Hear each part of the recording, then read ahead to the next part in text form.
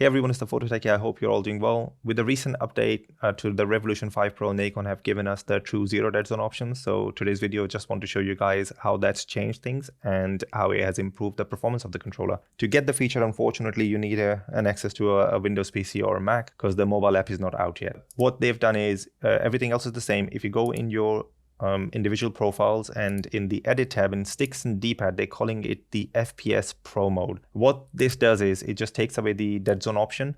So before we had the dead zone option where we can put 0, but this wasn't 0. Like I said in my initial review, that there are base level dead zones.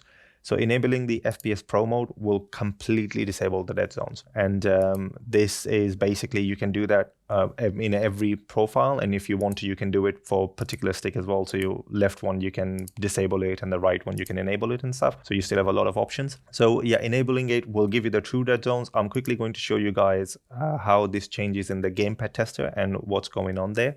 So right now I'm in zero dead zone option, and you can see that I have values basically showing. So I have 4% stick drift in one, for even 5% on the left side. The dead zone before was larger than 5%, because if I put this into classic mode, which has those minimum dead zones is still applied, you will see it will go back to the center position.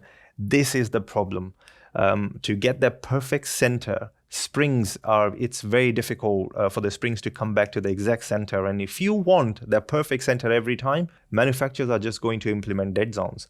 This is the only way to get dead zones. Any controller that I have that has true zero dead zones and have even little bit of playtime, you never come back to the center. This controller is using K-Silver JH16 models, just same like the GameSir G7 SE and the Snakebite controllers and the Stealth Ultra. I made a community post, I've opened the controller, I've seen it. So yeah, it's definitely K-Silvers. And yeah, it's, you know, it is doing that. So you have more than 5% of base level dead zone. I would say about 6-7%. That's what I have a feeling that is there. But finally, we have the option to disable that.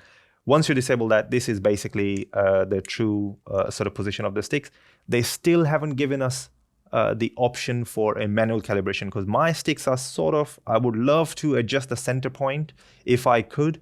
Especially my left, I don't really care about the left stick. I am very rough with my controllers, and my left sticks usually are the ones that sort of like go out of calibration way before the right ones. But the right one is kind of okay, but I wish they give us now a manual calibration option as well, so I can adjust the center point. We still don't have the ability to adjust the center point yet. Now, one thing I'll tell you guys in terms of adjusting the sort of the graph settings for it, I personally think the medium shaft insert is the best one.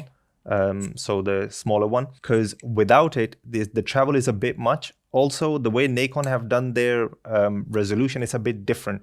It's like you have 2 incremental steps and then a big jump. So it's not a uniform sort of resolution like GameSir G7 SE has, or the Xbox Elite Series 2, or even the PlayStation 5 controller. So if you don't have the shaft insert, according to my calculations, there is a 0.2, 0.2, and then a 0.4 something. So it's like a 3 sort of a push. That is like an algorithm that they're using. And if you use the medium shaft insert, it's 0.2, 0.3, 0.5. That's what it goes to. That's what I've been able to basically gather. But I think the medium shaft insert is the best possible response. If you are struggling with it, I would definitely recommend even try the large one as well. So that's an option as well. But without the medium insert, the travel was a lot more than other sticks that I have. So you are not losing anything. The medium one is like a happy medium. So one thing I will definitely say that you need to do if you are going into the profiles and you're using the medium shaft insert. So when you do that, it's going to basically automatically adjust the settings. So your first point will be at 37. So at 37% of the stick push, it has 50% of the register. And then your second point will be at 74% of the stick push, because we're using the medium shaft, and it has 0.99. This is, I don't know why they've done that, because this makes it that you can't reach a full 100%. So if I leave this one at 0.99, it's actually going to only register at 0.99. So I will leave the first profile at 0.99. I just want to show you guys. But in my second one, I am going to change that one to 1.00 by myself. I think that's the best way of doing it. So here I have medium shaft insert, but instead of it being, so usually it's linear. So once I enable Pro mode, I've done the medium shaft insert. I need to go to this point manually. I can't do anything here on the graph. So you can just change that, but it stays at 0.99. I can just change the value of it. But what I need to do is I need to go into this box and change this 0.99 to 1. And that will give me the full 100% register on the right signal. So that's my second profile now in the PC mode, and I'll show you guys what this does. So this is the first profile, and you can see I have, the numbers are only going to 99. I'm not having the full 100% register. If I go into the second profile, now I'm going to get the full 100% register on each direction because I changed those numbers to 1. So definitely if you're using the shaft insert, play around with that, do that.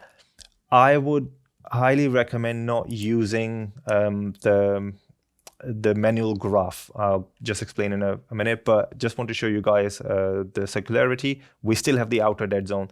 That's not gone. That's still there.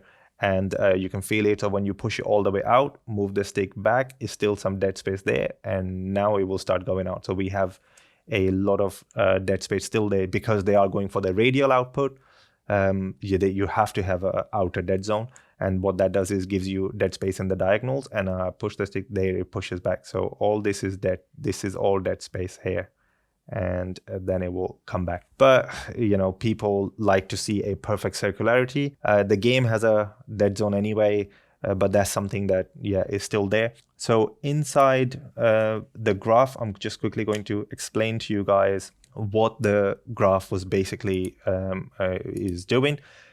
So Nacon is giving us the ability to change how much of the stick's push does how much register. So if I wanted to, I could do the first 37% of the push, about 60% of the register, and then from the 60%, the 39 is at the moment. So from 39 to 74, whatever is left, the 99% with 60, so that 39% of the resolution was left will be mapped to that part.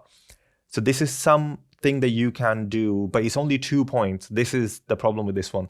So if you wanted a bit more movement initially, you have to do that first point, and then the rest will be mapped in a linear way. I wish there was a way to add another point like Thrustmaster has. They have like 3 zones and stuff, but we have to do that with 2 points.